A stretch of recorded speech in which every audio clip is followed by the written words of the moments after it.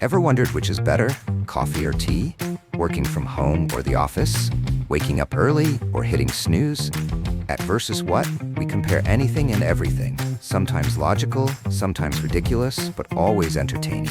Each episode we break down two things, analyze them from every possible angle, and a few impossible ones, and let you decide the winner. So, Versus What? Hit follow and let the battles begin.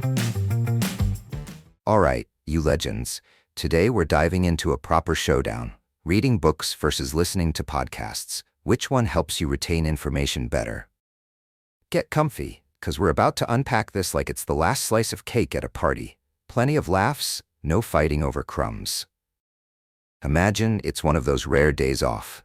I'm sprawled out, one hand clutching a book that's basically daring me to finish it. Say, Dune, because who doesn't want to wrestle with sandworms? And the other hand's on my phone, ready to hit play on a podcast about, why coffee keeps us alive. I crack open the book, and 10 pages in, I'm wondering if Frank Herbert ever met a short sentence.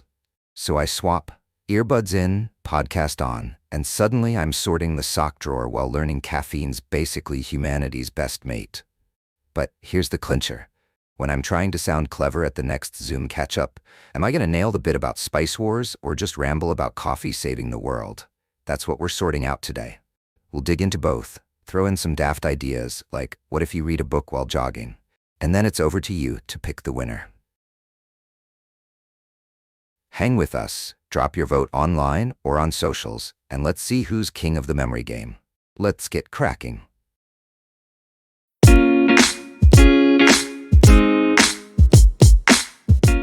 All right, let's kick off with books. The absolute legends of knowledge, the undisputed champs of the info game. If podcasts are like the TikTok of learning, fast, snappy, over in a flash, books are that mate who won't stop explaining the whole Harry Potter saga over a coffee, right down to the wand details. They take their sweet time, but wow, do they pack a punch. First off, books are all about depth. You're not just dipping your toes in, you're diving headfirst with a snorkel. Whether it's a story, a life story, or one of those self-help books, swearing it'll sort your life out, they give writers space to unpack everything. Take Sapiens by Yuval Noah Harari. I tackled that monster a couple years ago, and it's like a whirlwind trip through 70,000 years of human history. I can still tell you how we went from chasing deer to arguing over pineapple on pizza, because it walked me through every step. Podcasts? They just hit the highlights and wave goodbye. Here's the deal. Reading's not just soaking stuff up, it's a proper brain workout. You've got to focus. No drifting off while your toast's burning or your phone's buzzing. You're piecing words together, imagining scenes, maybe even mentally yelling at the author. Come on, socks with sandals were never a thing. That's like a gym session for your mind. You're flexing those mental muscles, and that's what keeps info locked in tight. I mean, I can still rattle off lines from The Great Gatsby from way back. So we beat on, boats against the current, but last week's podcast, I'm drawing a blank muttering, was it something about taxes? Books are a gold mine for visual learners too. You know, folks like me who need to see it to get it. You can scribble in the margins, highlight bits, dog-ear pages, librarians. It's like leaving little memory trails. I read Atomic Habits by James Clear.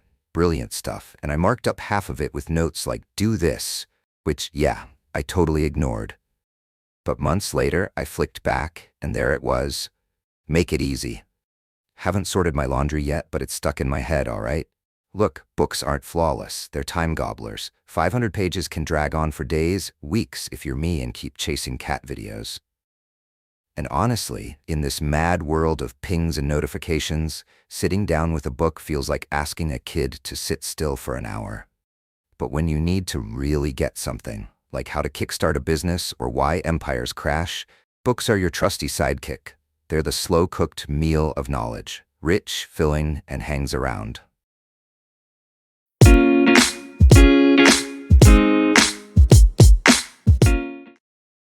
Now, let's switch it up and chat about podcasts.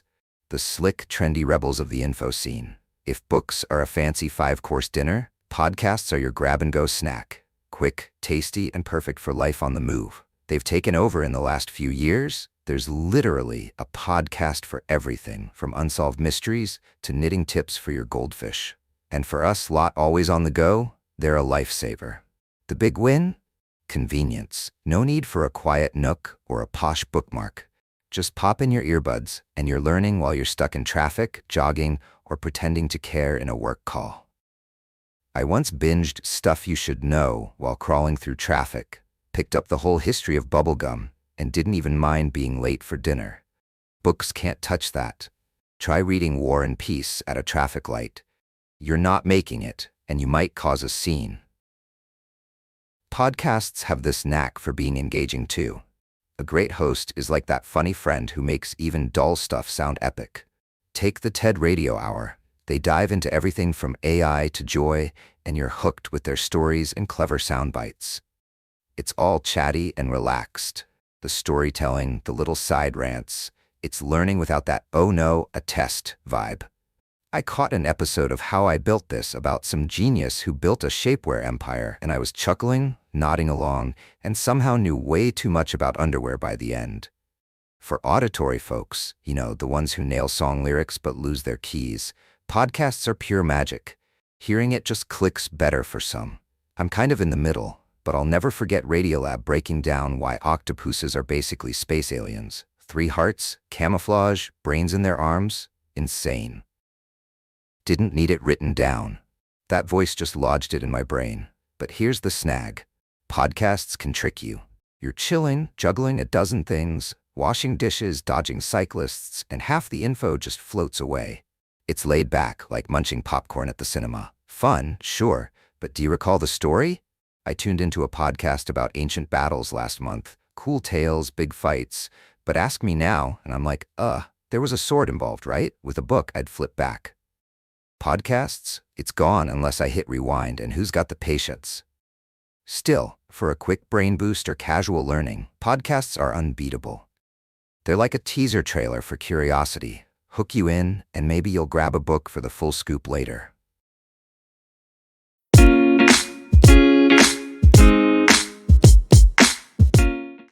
All right, folks, here we go. The big one, where we crack this nut wide open. Books or podcasts? Which one's better at sticking stuff in your head? No skimming here. We're playing detective, diving into the science, tossing in some wild ideas, and mixing it with stories that'll linger longer than that tune you can't shake from your teens. Ready? Let's do this. First up, the juicy bit, how your brain handles these two. Crack open a book, and you're firing up your visual cortex. That's the fancy back of the head spot that deals with seeing stuff. You're turning squiggles into words, painting pictures in your mind, basically running your own movie. It's effort. Your brain's like, right, I'm on. Let's lock this down. A 2016 study from Memory and Cognition says it straight. Folks who read tricky stuff, like a twisty novel or a chunky history book, remembered more than those who just listened. Why? Reading's active. You're the boss, setting the pace, flipping back if you miss a bit. It's like mental CrossFit, hard work, big payoff. Now switch to podcasts. Your auditory cortex steps up. That's the ear-side buddy handling sound. Listening's more like chilling with a mate who's got all the gossip. Less grind, more glide. But here's the catch. It can get passive. You're into BBC's The Inquiry or the TED Radio Hour, and then, oops, did I lock the door? There goes 5 minutes. A 2019 Journal of Educational Psychology study says audio can match reading for retention, but only if you're fully in. No half ear on while you're chopping veggies or weaving through traffic. Podcasts can shine, but they need you dialed in to hit home. So what's the vibe? Reading builds a solid memory frame because it forces focus. Podcasts bank on grabbing you. If the host nails it, you're set. If not, it's just noise. Which one's your pick? Hold on. We're not done yet. Let's zoom in on this active-passive deal. It's huge. Reading's like a brain obstacle course. You're wading through paragraphs, tangling with big thoughts, maybe grumbling, hang on a sec when things twist. That hustle locks it in. Think of reading Atomic Habits by James Clear. You're marking up tips, picturing your own habits, debating the page in your head. That's active learning, and it's why you still recall that tiny changes trick ages later. Podcasts? More like a chill guided tour. A top-notch host like Guy Raz on How I Built This makes you feel like you're right there. I heard one about a guy who turned a side gig into a global brand, and I can still spill the details because the storytelling was that good. But if you're not hooked or you're juggling stuff, it's nap time for your brain. Cognitive science research says passive listening doesn't dig as deep, so reading's the champ for effort-driven memory. Podcasts fight back with emotional hooks if they land. Here's a twist: storytelling. Podcasts bring the flair.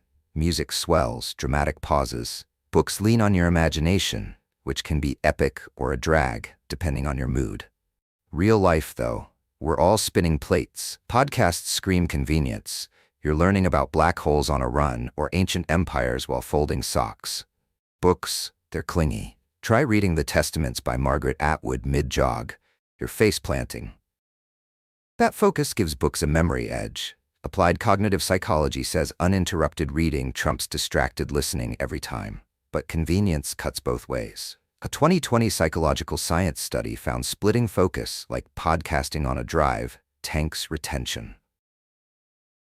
Your brain's like, nope, facts, you're not on the list, too much going on.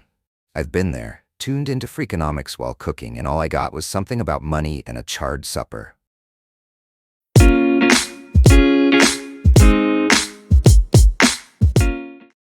We're all wired different, and that's where it gets personal. Visual learners, you margin scribblers and highlighter fiends, books are your thing. Seeing words, flipping pages, marking stats, it's like memory breadcrumbs. I'm one of those. I read The Martian and can still see Andy Weir's equations because I saw 'em. Auditory crew, you're podcast fans. A voice like David Attenborough on Planet Earth, and it's in there. A mate of mine loves the history of philosophy without any gaps. They can list thinkers like it's nothing, all because the host's vibe clicked. A 2018 Learning Styles Journal study says matching your style to the medium boosts recall by up to 20%. Figure yourself out. Visuals for books, sound for pods. Let's test it. Pub quiz in 2 days. Themes, random facts. Option 1, books. Grab the Book of General Ignorance. Hunker down. Penguins leap 6 feet. Octopuses blend in. You're jotting notes, quizzing yourself, all in. Quiz night, you're dropping Wombat's poop cubes and owning it. Option 2, podcasts. Fire up No Such Thing as a Fish on your commute. Sharks smell crazy good, bees no faces. It's a laugh, but your phone buzzes. You miss the narwhal bit. And at the quiz, you're stuck with bees, right? Books nail precision. You set the pace, nail the details. Podcasts bring fun, loose recall, if you don't drift. Since it's versus what, let's get daft. Learning in mayhem, reading in a thunderstorm versus podcasting through a toddler tantrum. Storm reading, rain soaks your book, it's mush, memories toast. Tantrum podcast, earbuds in, the inquiry on, but I want my toy, drowns it out. Nada. Unless toy is the answer. Both flop in madness, but in a busy cafe? Podcasts nudge ahead, turn it up, you're good. Books need calm. Why choose? Mix 'em up. Read Sapiens, then catch a podcast on human evolution. Double whammy. I Did It with Normal People by Sally Rooney. Read it, heard her chat about it, and now I could lecture on it. Science backs this. A learning and memory study says visual plus auditory input supercharges memory by hitting your brain twice. It's like a superhero team-up. Great alone, unstoppable together. One last bit. Emotion. Books can wreck you. Where the Crawdads Sing had me sobbing for days. That sticks. Podcasts hit with voice. The Moth got me with a storyteller's raw tone. Emotion Review says feeling it boosts memory. Books win for slow burn tears. Podcasts grab you with live drama. So, who's king? Here's the dodge, but it's real. It depends. Books rule deep retention. Podcasts ace casual, if you're in it.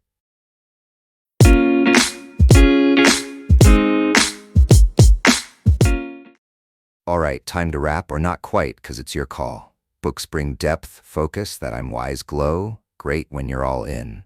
Podcasts offer ease, charm, learn on the fly buzz. Perfect for our wild lives. Retention?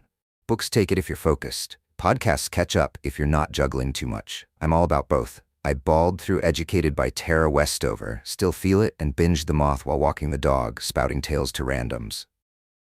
Books for the heart, podcasts for the hustle. Maybe the real win is mixing them, double up and rule quiz night. So, what's your take? Team book, team podcast, or team I do it all? Jump on our site or socials, pick your champ, share your tales. Ever blank on a book's ending? Or lose a podcast plot because you dozed off? We want to hear it. Thanks for sticking with us, you brilliant lot. Loved it? Subscribe, rate us, tell your mates, unless they're still fuming over that last snack you nabbed. Until next time, keep your brain humming, pages flipping, or earbuds popping. Catch you later.